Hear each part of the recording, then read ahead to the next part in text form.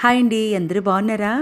అంతకుముందు తిరుమల వెళ్ళినప్పుడు స్వామి దర్శనం తర్వాత ఎంతో ఆనందంగా ఉండేది. కానీ ఈ మధ్య మాత్రం ఆనందంతో పాటు బాధ కూడా కలుగుతుంది. పండగలు, సెలవులతో సంబంధం లేకుండా ఎక్కడ చూసినను విపరీతమైన జనాలు. కానీ శ్రీ వెంకటేశ్వర స్వామి దయ వలన మేము మార్చి 2వ తారీఖున తిరుమల అయితే వెళ్ళామండి. క్రిందటి సంవత్సరం కూడాను ఆగస్టులో, అలాగే నవంబర్లో కూడాను స్వామివారి దర్శన భాగ్యం అయితే కలిగింది. ఈ 2025లో అయితే ఈ మార్చి నెలలో మొదటిసారి అయితే వెళ్ళాము. తిరుపతి విమానాశ్రయం రేణిగుంట ఎయిర్పోర్ట్లో దిగి అక్కడి నుంచి పైన తిరుమలకి కొండపైకి బయలుదేరాం.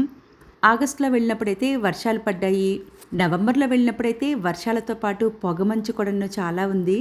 కోవెల ముందు నిలబడినప్పుడైతే పొగమంచుతో మొత్తం కోవెలంతను కప్పిపోయి మేఘాలన్నీ కిందకి వచ్చి అసలు ఇంత అద్భుతంగా ఉందంటే ఆ దృశ్యం మాటల్లో వర్ణించలేనంత అందంగా ఉందండి.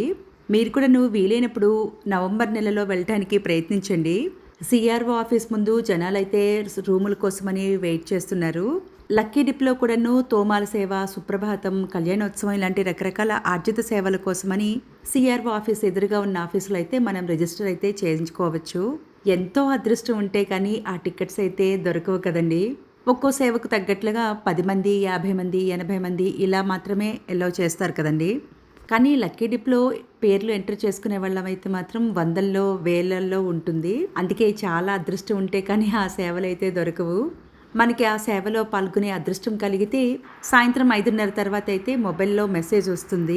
రాకపోయినన్నో మెసేజ్ అయితే వస్తుంది. తిరుమల మాడవీధుల్లో అయితే సాయంత్రం 5:30 గంటలప్పుడు స్వామివారు, మలయప్ప స్వామివారు ఇరువురు దేవేరులతో కలిసి భక్తులకు దర్శన భాగ్యం ఇస్తారు.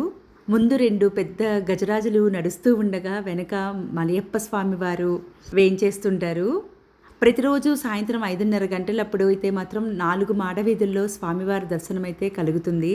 అంతకుముందు మేము వెళ్ళినప్పుడు ఎవరైనా భక్తులు ఒక పళ్ళెంలో డ్రై ఫ్రూట్స్, కర్పూర హారతి ఇలాంటివి ఇస్తే స్వామివారికి నివేదించేవారు. కానీ మేము ఈసారి చూసినది ఏమిటంటే శ్రీవారి సేవకులకు మాత్రమే అనుమతి దొరుకుతుంది. మిగతా భక్తులందరూ అక్కడ చుట్టూ ఉండే మెట్లపై నిలబడి స్వామివారిని దర్శించుకోవచ్చు. కలియుగ వైకుంఠమైన తిరుమలలో స్వామివారి దర్శనం అయిన తర్వాత మనసుకు ఎంతో ఆనందంగా, సంతోషంగా ఉంటుంది కదండి. తెలియని తన్మయత్వం అయితే కలుగుతుంది. తిరుమలలో నామాల పార్క్ ఇది. సీతారాముల వారు, లక్ష్మణస్వామి, ఆంజనేయ స్వామి విగ్రహాలు ఉన్న పార్క్ ఇది. ఆకాశగంగా, పాపనాశనం, జావాలి తీర్థం, బేడి ఆంజనేయ స్వామి కోవిల వీటన్నిటితో పాటు ఈ నామాల పార్క్ కూడాను వీలైతే చూడటానికి ప్రయత్నించండి.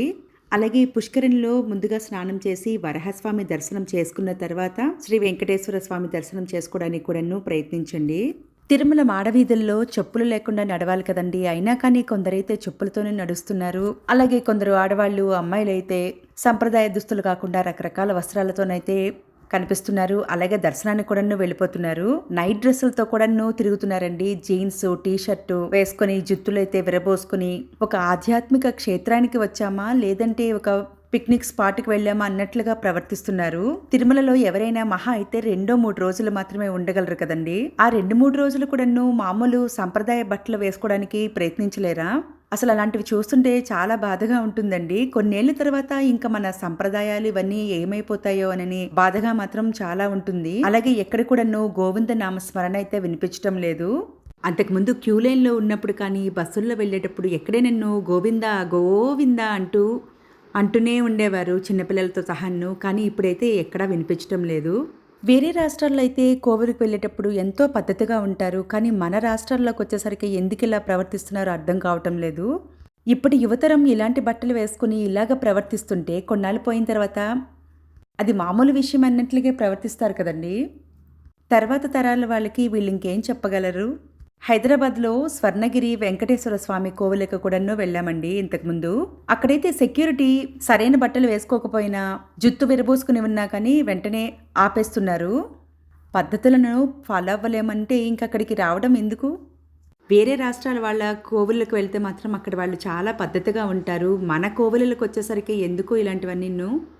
తిరుమలలో దర్శనం అంతా అయిపోయిన తర్వాత మరుసటి రోజు అయితే ట్యాక్సీలో కిందకి వచ్చేసి ఇస్కాన్, కపిల తీర్థం, గోవిందరాజస్వామి కోవిల, పద్మావతి అమ్మవారి కోవిల చూద్దామని అనుకున్నాం. అక్కడ నుంచి ఎయిర్పోర్ట్కి వెళ్దామని అనుకున్నాం. తిరుమల కొండపై నుండి కిందకి వచ్చినప్పుడు ముందుగా ఇస్కాన్ కోవిల్కి వెళ్ళి అక్కడి నుంచి కపిల తీర్థంకు వెళ్ళాం.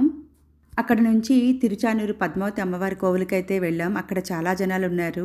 200 రూపాయల టికెట్ తీసుకున్నా కానీ చాలా సమయం అయితే పట్టేసింది. ఇంకా గోవిందరాజస్వామి కోవిలికి వెళ్ళడానికి సమయం లేక ఎయిర్‌పోర్ట్‌కి అయితే వెళ్ళిపోయాం. ఈ వీడియోలో నేను చెప్పిన విషయాల గురించి మీ అభిప్రాయం ఏంటో కామెంట్స్‌లో చెప్పండి.